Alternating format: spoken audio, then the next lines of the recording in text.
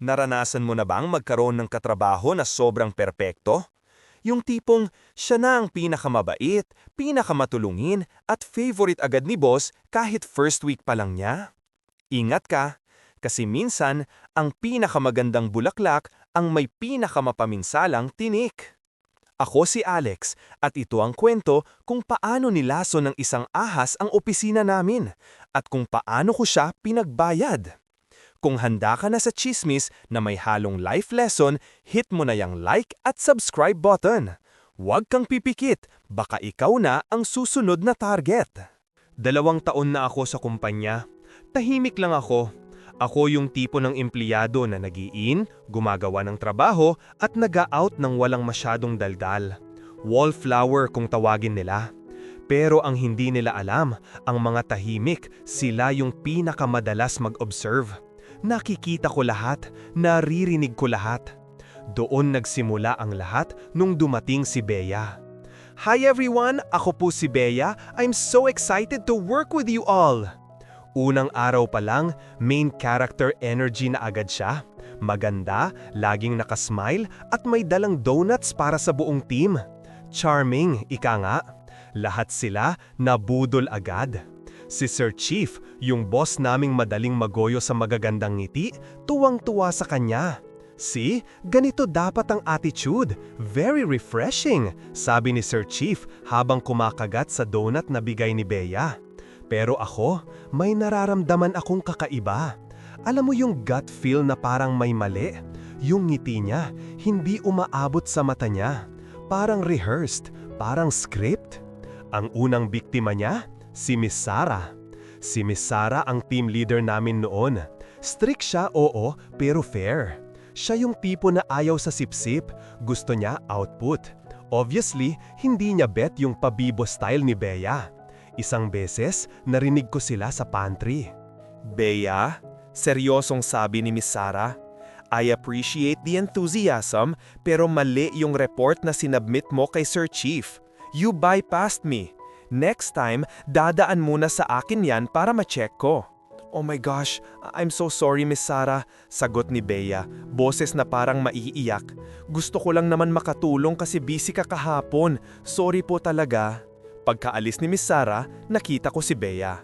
Nawala yung maiiyak na mukha, napalitan ng isang malamig na tingin, isang ngisi na nagpatindig ng balahibo ko. Isang linggo ang nakalipas, may malaking presentation si Miss Sarah para sa isang major client. Ito yung deal na magpapapromote sa kanya to manager. Ready na lahat, nasa conference room na kami. Nandoon ang big bosses. Good morning gentlemen, panimula ni Miss Sarah, confident. Binuksan niya ang laptop niya at kinonek sa projector. Pag-flash ng screen, blank. Wala yung presentation file. Wait, sandali lang to. Namumutla na si Miss Sarah. Click siya ng click. Nandito lang to kanina. I checked it 3 times. Nag-umpisa ng magbulungan ng mga clients. Si Sir Chief mukhang mamamatay na sa hiya.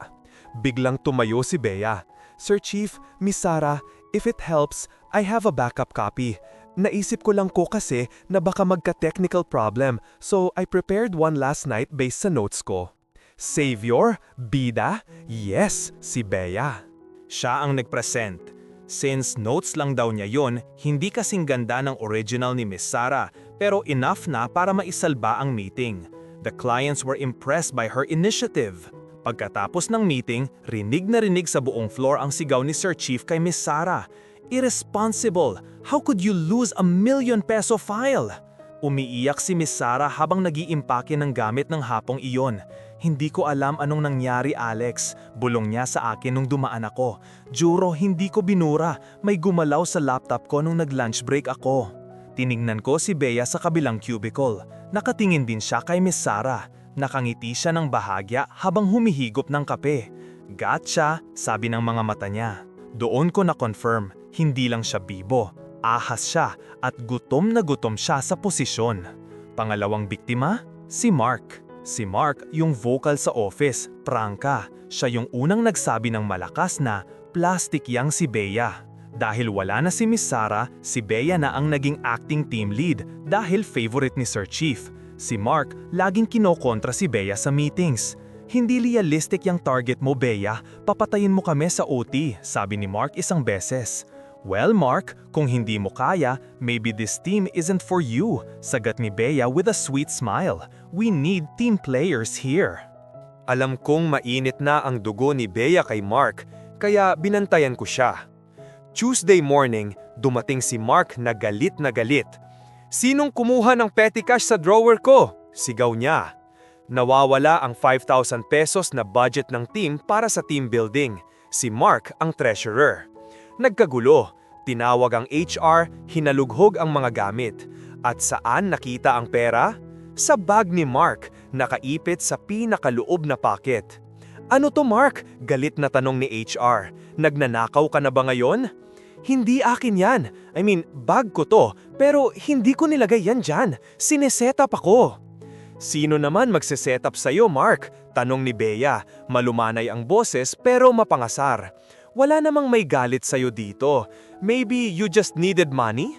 Maiintindihan naman namin kung umamin ka eh." Ikaw may gawa nito!" dinuro ni Mark si Bea. Wow, Mark, relax. Bakit ako? I'm just trying to help." Gaslight malala ni Bea. Dahil sa attempted theft at violent outburst, terminated agad si Mark. Dalawa na silang nawala.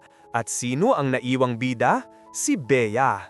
Takot na ang buong office. Lahat kami naglalakad sa eggshells. Alam na ng lahat na kapag kinalaban mo si Bea, next week wala ka na sa trabaho. Naging toxic ang environment. Walang nagtutulungan kasi baka nakawinin ni Bea ang idea mo or worse, gamitin niya laban sa'yo. Ako, nanatili akong tahimik. Keep your friends close but your enemies closer.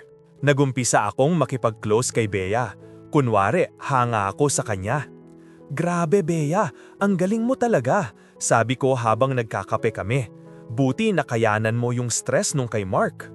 "Well, you know, Alex," sabay kindat niya, "kailangan lang talaga linisin ang opisina minsan para umunlad. You seem smart, unlike them. Tahimik ka lang pero alam kong may ibubuga ka." Bingo! Kinakagat niya ang trap ko. Akala niya kakampi niya ako. Nalaman ko ang pattern niya. Kapag may gusto siyang sirain, gumagawa siya ng trap. Meticulous siya. Wala siyang iniiwan na digital footprint. Kay Sarah, physical access sa laptop nung lunch break.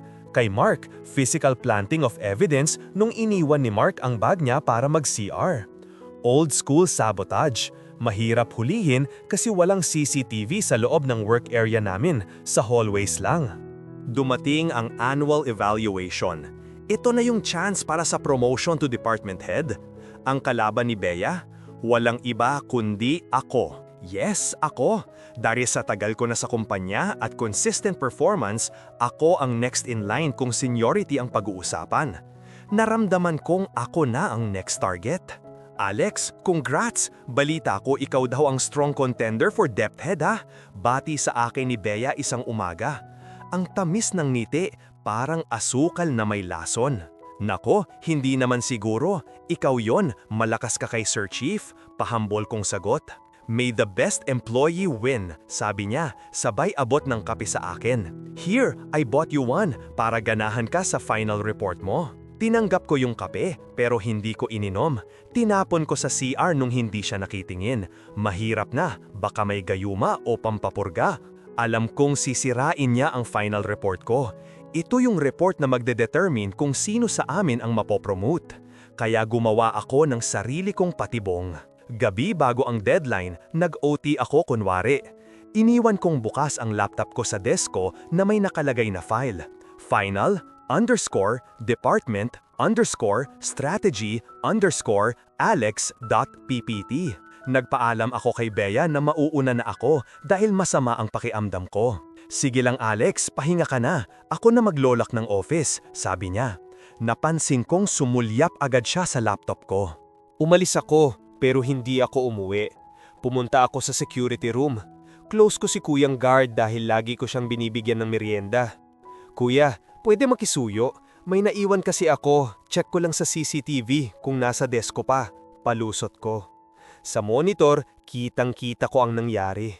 Pagtaalis ng lahat, lumapit si Bea sa desk ko. may nilabas siyang flash drive. Sinaksak niya sa laptop ko. Ilang minuto lang, tinanggal niya at nagmamadaling umalis. Kala niya nanalo na siya. Ang hindi niya alam, yung file na yon, fake yon.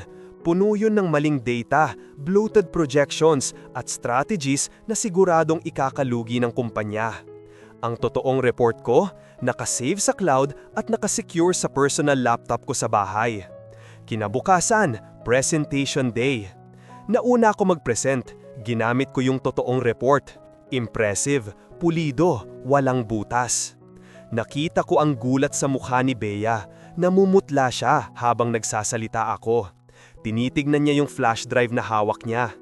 "Excellent work, Alex," sabi nung CEO namin na dumalaw pa para sa presentation. "Very grounded and realistic." Now, let's hear from Bea. Tumayo si Bea, halatang naninginig. Wala siyang choice kundi gamitin kung ano ang na-prepare niya, which I suspected was a plagiarized version ng fake report ko na ninakaw niya, na siguro ay inimprove niya ng konti. Habang nagpe-present siya, unti-unting kumunot ang noo ng CEO at ni Sir Chief. "Wait, Miss Bea," putol ng CEO. "These numbers, saan galing to? This projection will bankrupt us in 6 months. At bakit parang familiar to?" Tinignan ako ng CEO. "Alex, di ba ito yung data na binanggit mo kanina na common pitfalls to avoid?" Boom! Sa totoong presentation ko kasi, sinama ko yung mga maling data na yon bilang examples ng maling strategy. Basically, pinepresent ni Bea ngayon yung mismong mga bagay na sinabi kong huwag gagawin. Sir, kasi po, I based it on," nautal si Bea. Hindi siya makatingin sa akin. "Did you just copy-paste bad data without verifying?" Galit na tanong ni Sir Chief. Hiya. Iyon ang naramdaman ni Bea. Sa harap ng lahat, nagmukha siyang incompetent at tamad. Pero hindi pa ako tapos. "Sir," nagtaas ako ng kamay. "Actually, I was wondering bakit ganyan ang report ni Bea. Kasi kagabi, na-check ko yung logs ng laptop ko. Someone accessed it after I left at 7 p.m. And coincidentally, yung file na binuksan ay yung draft folder ko na puno ng rejected ideas. Bea, ikaw lang ang naiwan kagabi, right?" Nagulat ang lahat, katahimikan. "Are you accusing me of stealing?" Defensive na sigaw ni Bea, lumalabas na ang tunay na kulay. "I'm not accusing," kalmado kong sagot. "I'm just stating facts. Nasa logs yon. At kung titignan natin ang CCTV sa hallway, makikita natin kung anong oras ka lumabas ng office." Namutla lalo si Bea. Alam niyang wala siyang kawala. That afternoon, ipinatawag siya sa HR. Kasama ng evidence ng unauthorized access sa laptop ko, thanks to IT na tropa ko rin, at ang obvious plagiarism ng maling data, wala siyang nagawa. Terminated for corporate dishonesty and data breach. Habang nagliligpit siya ng gamit, dumaan ako sa kanya. Walang ibang tao. "Bakit?" tanong niya, puno ng galit ang mga mata. "Akala ko tahimik ka lang." Ngumiti ako.